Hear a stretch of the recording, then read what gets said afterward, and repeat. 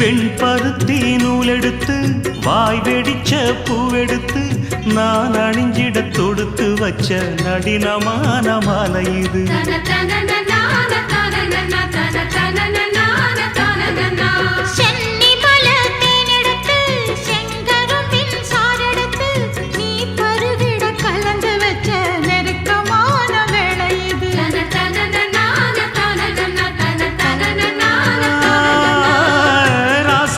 உடம்பிருக்கும் ரவிக்க துணி நானாக அன்னாடம் சூடி கொள்ள ஆசை வச்சாகாதா.